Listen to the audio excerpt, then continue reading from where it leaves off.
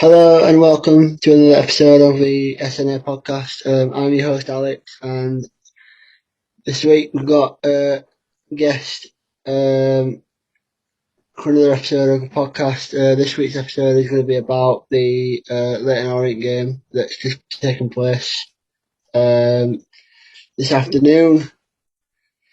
We drew that game 1-0, and my guest today is Sam Spurs for Life from Paxton Road TV. So, hello, Sam. Hey, how you doing? You all right? All right, how are you? Very well, thank you. Can you hear all right? I can. Can you hear me all right? Perfect. Awesome. So let's just dive straight in. So, what were your overall thoughts on the game? To be honest, there's not really a lot you can really get from a game like that. It was the first of obviously a few games we've got in terms of pre-season. Not all the players are back. The players that we did have on show, there was a couple of decent performances, but I think in the main, it's all about seeing how these players are progressing from a fitness perspective. But yeah, okay. Yeah, I mean, at the end of the day, it's a pre-season game, so like you say, you can't really take much from it. I mean, I was more interested in how the youngsters played, and I thought they actually played quite well. I mean, Dane Scarlett got the goal, good performance from him. Niall John, young midfielder, good performance from him. Maxime Patoski, I don't know how you can't pronounce that, but the Estonian centre back, he had a good game. He played right back, I think, but he had a good game. Yep. So Prokopsky. yeah, Patoski, yeah. Thank you. It's all right. I thought those three were really the standouts. Bit disappointed to not win the game. I know it's only a pre-season game, but you still want to be winning. I didn't really think we showed much in the game either. A couple of little chances, but apart from the goal, not really much. So I'd like to see the team play when you've got like Ndombele, Doherty, Son, the regulars back, and we'll see where we go from there. Also, I don't really think we'll be playing that formation in at the start of the season. I'd like to think it'd go to a back three or a back five. So yeah. Well, I think he said something like at the end of it, and this is only by what I've heard from colleagues of mine, that he is planning on playing a 4-3-3 system. So that looks like the way that he might be going potentially. Obviously, what you're expecting from a coach like Nuno is that he has that flexibility to be able to play different systems. Obviously, at Wolves, he played predominantly a back three, did try to change it in his last season due to a couple of injuries, and maybe the Wolves faithful wanted to see a little bit more attacking football. So we have got hopefully more of a flexible approach. But yeah, seeing a back four of a three in midfield. I'm not sure whether or not we'll see any of those three that played today in that midfield. We had Winks, we had John, we had Dele. Dele played left side of a midfield three, and I don't think he's going to be fitting into there. Yeah, so it's going to be interesting. Next game, MK Dons on Wednesday. Yeah. I actually I don't know about you, but like Delhi, it's an interesting one with Delhi because every pre-season we say, oh, he's gonna have like this is a big comeback. He's gonna prove to everybody that he's still the player he was. And unfortunately, I just don't think he is. And judging by that performance today, it didn't. I know it's only it's only an Orient, but like it didn't really, he should be putting in a decent performance. It didn't really strike me as a good performance. And I know he playing a bit out of position, like you say, in the three midfield. He didn't normally play there. He's more of a number 10 sort of player. But just, I don't know. I think I think he's lost that spark now. And I think this will be probably his last season. But the thing is that I don't see where he's going to fit into the system, especially if we're playing 4-3-3, like you say, going forward. He's not going to play in the three midfield because he didn't suit that. And he's not going to play wide because he doesn't suit that either. And he's definitely not going to play up front. So I don't really see where he's going to fit in. But what are your thoughts on Delhi? Do you think we should try and move him on this summer, or do you think we'll go one more year?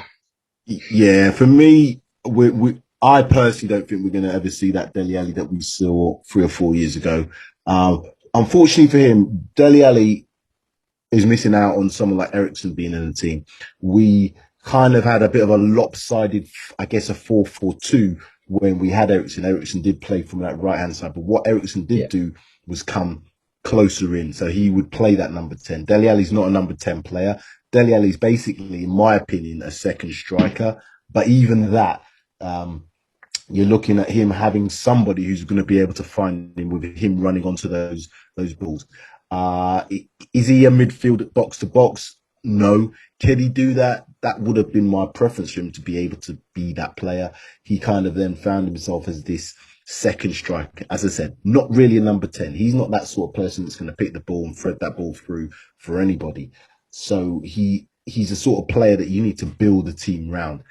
Is he the player that we're going to build the team around? I don't think he's going to be at that level anymore. no, So no. he's the player that I think we could probably get quite a bit of money for. So why not potentially move him on if you can't find a place for him in the squad or the team? Yeah, I totally agree with that. Sam, I totally agree with that. I think although it is homegrown, and I think that is a key aspect in our squad. I mean, we need homegrown players, but like I still think we can get 30, 35, and 40 million for him. I think he's still because he's still only 25, so like he's not old. So I think he can. He's that sort of player where he'll go to another club and he'll show what he can do. But like you say, I don't think we'll see the same Delhi we saw saying that, the final season at White Hart Lane. I don't think that's happening again. But yeah, I'd look to sell him definitely. And just picking up on another player. I know the podcast is about the game. We will get onto a bit more of that in a bit. But Harry, I noticed again Harry Winks didn't have the best of games. He played a couple of nice passes. He was involved in the goal for Dale Scarlett. He passed it into Lucas and then Lucas on to Scarlett. But what's your take on Harry Winks? Because a lot of the fan base don't seem to rate him anymore, and I don't particularly think he's that great anymore. He's a nice like squad player, but again, I think he's somebody who can get 30 million for. So why not to sell him on, especially when we've got all skip coming through as well. What do you think? We've got better players than Harry Winks. If you've watched any of my podcasts, as I said, sorry, on YouTube, you'll know I'm not his biggest fan. No, We really don't even refer to him by name anymore. We just refer to him by number. That's how much we don't really want him in the but team anymore. And the number reason eight. being, number 8. The reason being, he's not that he's not a bad player. He's just not going to take us further forward. We've got, if you're looking at a 4-2-3-1 system, the better players who would be in that defensive setup are going to be Højbjerg, and going forward now, I think Oliver Skip, as you've mentioned. And if you're going to look at someone who's going to be potentially in that number 10 position, you're going to look at someone like Ndombele, who for me is going to be a real world beater if we can get the fitness levels from him and we can get him to play to his best of his ability. Harry Winks, he's always got this tag as being the sideways player. Is he someone that's gonna tear the like, if you went back to sort of like the Gerrards, he's not that sort of player. So what is he? Is he a nice, neat and tidy footballer? Yeah, he is. But he needs to be something other than that. We need someone who's going to drive us forward. As I said, Højbjerg and Skip, for me, if you're going to play a 4-2-3-1, they would be the two. Then I would look at someone like Ndombele in front of that, potentially even Lo Celso, who would be, them two fighting for that position. So who's Harry Winks going to come in for? If you're looking at someone getting injured, maybe, Højbjerg or Skip, then Harry Winks comes in. But we've seen last season, he didn't bring enough. He didn't bring enough to the team. No, he definitely didn't. I know at the start of Jose's sort of reign, if you will, he was quite a key player. He played a lot of the games when Jose first arrived, but especially last season, towards sort of the middle to back end of the season, he just fell off him completely. And I think maybe Jose, maybe Jose was right. I know this is a bit of but maybe Jose was right. Players like Dele Alli, Harry Winks weren't getting a look in, and I just wonder if he was right because I know a lot of fans were calling for not Harry Winks but for Dele Alli to get more game time, but actually. He just looked to have lost. I mean, I remember when, I know going back to the past again, I know the podcast is about Leyton, Orient and the players that played today, but going back to the past, if you look at somebody like Harry Winks, remember when he first burst onto the scene, he played in the middle of the park at the Bernabeu against Real Madrid and he bossed it. Sorry. And, 1 or 2. sorry. Sorry about that. I'm just Don't want somebody to just bottle. went to. Hold on. I want a podcast. Right, so you want one or two bottles? Two. I'm sorry about that. Somebody Right. just come in. Sorry about that. Sorry, you have to edit that out. I don't know. Sorry about that. That's quite embarrassing. Yeah, when he first came in, he was obviously bossing it, and I think we all saw him as a bit of a prospect, didn't we? But now he's just sort of tailed off a little bit, and he's become a squad player. So yeah, again, A player that you would came in, burst onto the scene, should had that game, and then you're expecting him to do more. The problem again for him is he a defensive midfielder? No. Is he a number 10? No. He's a box to box midfielder if you're going to put him into a position. And therefore, you have to have a system that suits him. He would probably excel more again in one of the older formations in the 4-4-2s or 4-4-1-1. But we don't tend to see that formation a lot. And Jose certainly wasn't a big fan of that formation. And therefore, someone like Harry Winks is going to always struggle to find a position in a team that is predominantly going to be a 4-2-3-1. Now, if Nuno was to play maybe three, and maybe have a 3-5-2 or maybe a 3-4-3, he could potentially fit into a four, potentially as a midfield two. But I don't think he has the athleticism that he require for me to do that without having somebody next to him that's going to have the real drive and driving force. That's why you don't really see those two in midfields anymore, because you're really going to have somebody who's going to really be athletic, and both those players need to do that. So yeah, I think, as you said, he's a player that you could get money for, and I think he may do well somewhere like Spain. In a league where just got a little bit more time on the ball. yes, totally. That's where I could see him maybe excelling. Definitely, yeah. He's suited to the Spanish game. Definitely is. This is a bit of a ridiculous comparison, but he's a similar type player to Xavi. Like time on the ball, simple passes, short passes, good. Obviously he's not on that level, but yeah, he would do it anyway. Moving on, so I think a couple of points I wanted to raise watching the game was a couple of the young strikers. So we saw Dane Scarlett score, and we saw Troy Parrott come on. I weren't particularly impressed by Troy Parrott. He gave the ball away for the goal, but can't really read too much into that. It's only first game. But would you? I know. Say we keep Harry Kane, which I think we will personally. I don't think he'll go. Because I don't think Daniel Levy wants. Well, I think he'll just resist any offers. But we need we need a backup striker. I know I read something about him wanting to play two up front this season, but like say we do play with one. Hurricane's the main striker. Would you look to keep Troy Parrott and Scarlett as the backups, or would you loan or sell them, and would you bring somebody else in, or would you use Scarlett and Parrott as the backups? I don't know what you think about Again, it all depends on how you're going to play. If let's say we are going to play this 4-3-3, you're only going to have a one central striker, and then you're looking at two wider players, or maybe a combined three forwards as Liverpool maybe do, closer player. I don't see Scarlett playing too much off the wide areas, and that's because we've got, I would say, better players than that. We've got Son who can play in that, that wider, maybe off the left or the right. Then it? you've got the likes of Lucas again. I still think there's a position for somebody to come in if we're going to play a front three, and I think we need to probably have.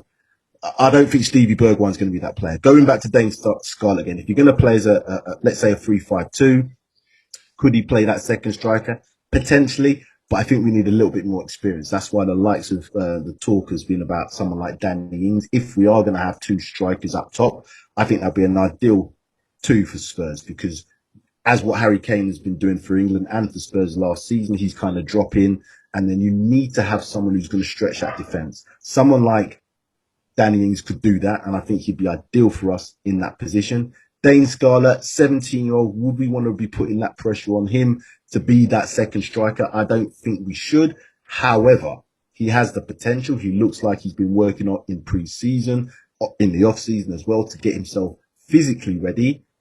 Give him a chance. but you're not going to rely on him. So I still think we need to go out into the market and buy somebody else as a striker to come into the team. And as I said, an ideal person for me would be Danny Ings.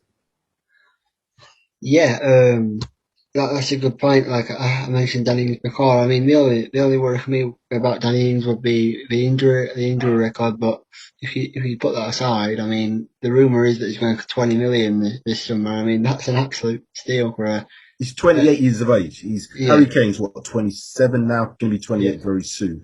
Harry Kane's injury record hasn't been the greatest over the last couple of seasons, 2 to 3 seasons, but his goal scoring and his assists yeah, have unbelievable. Yeah. outweighed that. So you're prepared to. As I said, Danny Ings got a bit of a bad rap at Liverpool because of his injuries, but he didn't do too badly at Southampton. Hasn't done too badly at Southampton. And again, if you're looking at him coming in as a second striker, all the focus isn't then going to be on him. So you're going to have less pressure. Maybe you can then rotate him a little bit with someone like, Dane Scarlett, or even if you're playing a 3-5-2, you can rotate him with Son because Son's going to be a player that's going to have to fit into our team, regardless of what system we play. He's not a wing back, so you're not going to want to see Son playing as wing back.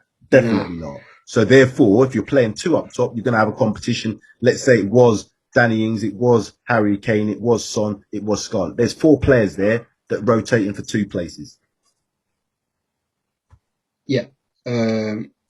Definitely. I agree with what you're saying. On that front, I mean, it'd be a nice option to have basically Danny Ings. It would. And I think 100%. he does have to start. Yeah, 100%. He would. Especially for the price tag, 20 million. It's a no-brainer.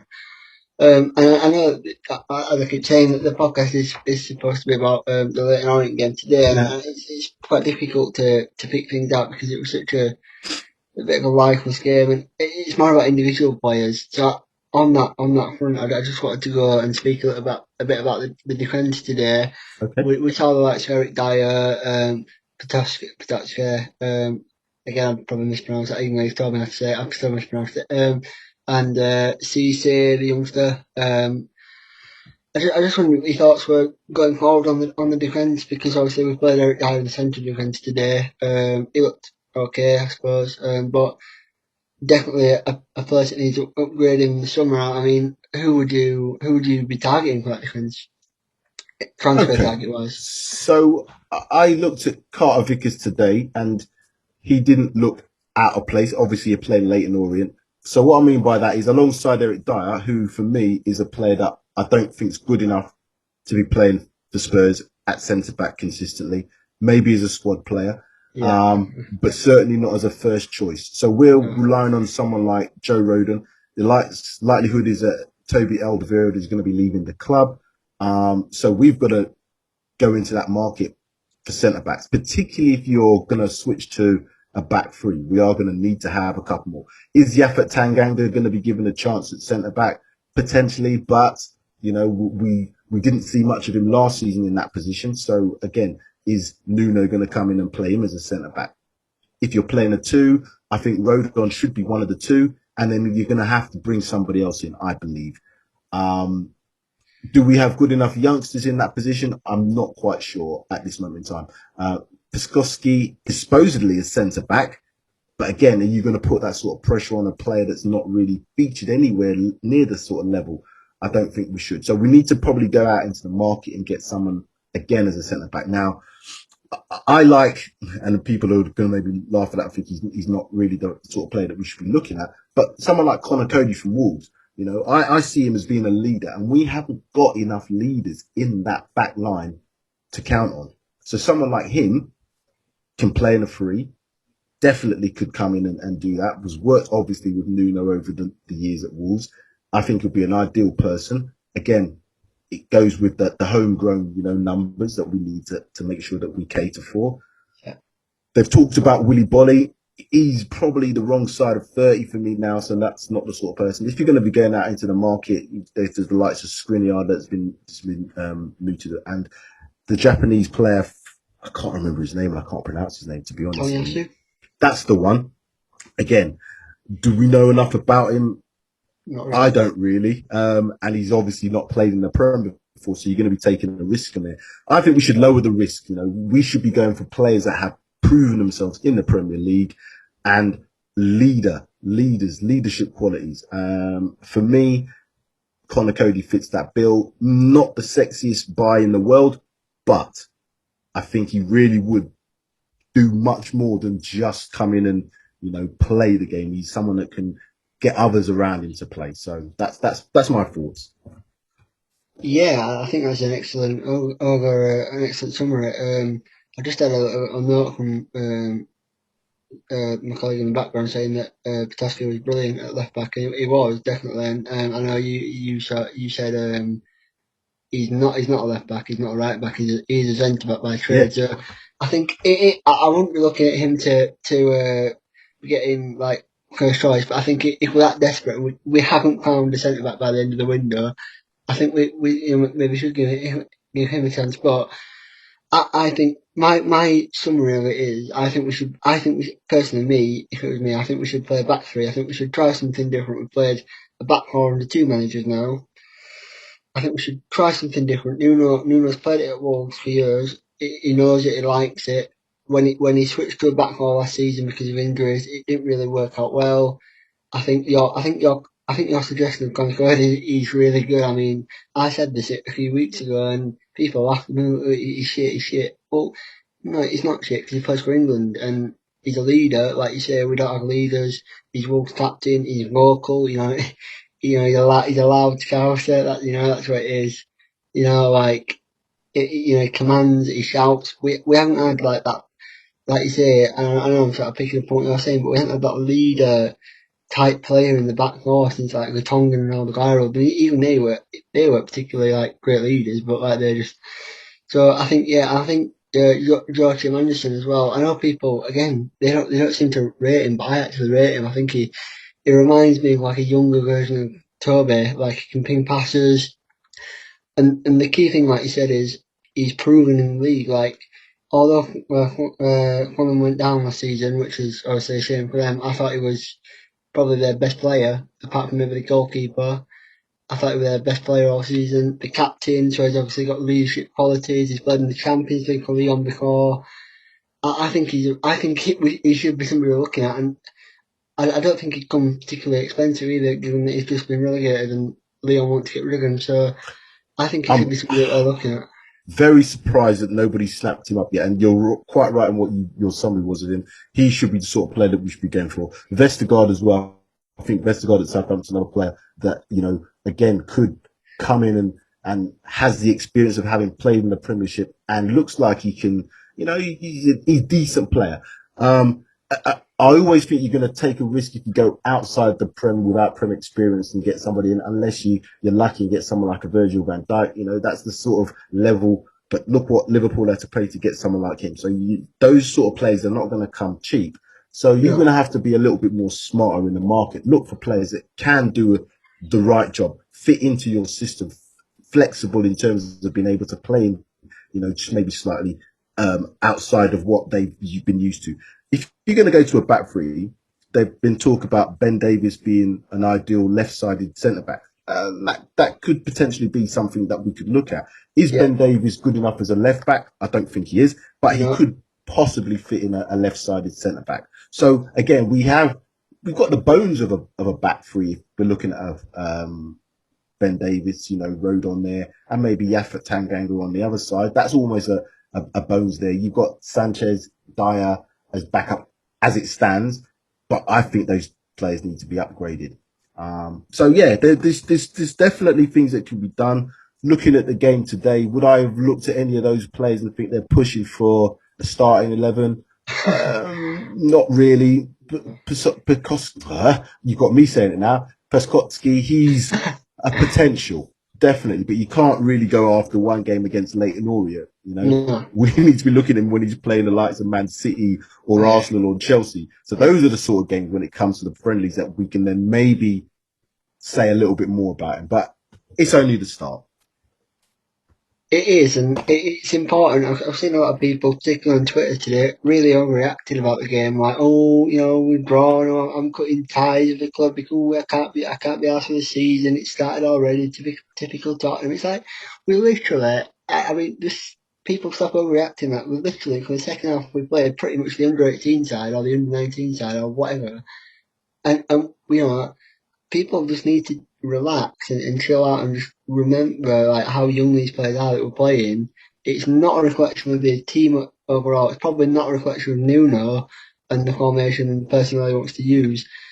You know, like I said at the start, you know, it'd be interesting to see when we got Lazio and Dembele, Son, Skip and Doherty back, what we can do with those. I'd like to actually see him play in a formation that he wants to play in, because I don't think that's a formation he's going to play. But yeah, just a lot of overreaction, a bit unnecessary. Like, you know, oh yeah, it wasn't the result we wanted, but it's one pre-season game, like you say. We just need to take it one step at a time. It's good that the young players are getting runs out. Particularly that's Scarlett and Niall John. Niall John, I was really impressed with today. I thought it was brilliant. I thought, you know, that the little flick over the defender and then the shot and then the shot from outside the box, it looked really good and a couple of nice touches and he drove forward. It reminded me a little bit of Ndombele in the way he drove forward with the ball, but yeah, brilliant. I think he should be getting a couple of opportunities in the first team next season. Yeah, If he stays and don't go on loan. I think he was my standout player from today.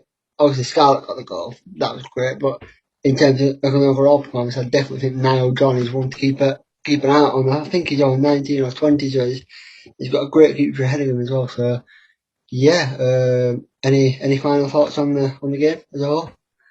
I don't think even if we'd have lost today, you could have taken too much away from it. Looking at players like, Mundell, Amoli, Ioma, Lyons, Foster, Whiteman, and the list goes on.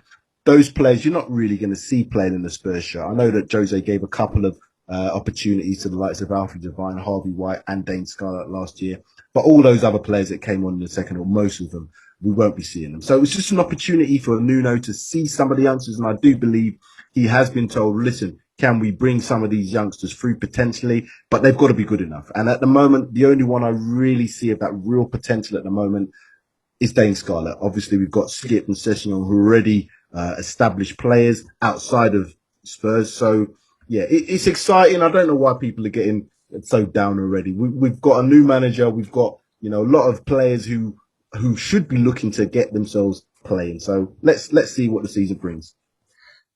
Definitely. I think yeah, definitely. It's going to be. I'm hoping a good season. I'm hoping we win the Conference League, which sounds a little bit embarrassing, but I'm hoping we Yeah, do, given some of the teams that are in it. We should be winning that. Push for top four, maybe try and get a run together in the League Cup or the FA Cup or both, um, and try and have a good window with Paratici at the helm. And yeah, I think that's all for today. So thank you very much, Sam, for coming on. You've been brilliant. Your insight's been fantastic. So thank you. no problem. Um, Paxton Road TV YouTube channel. If you want to go and check it out, I'll certainly be checking podcast out. So thank you very much. No worries. Thanks for having me on. No problem.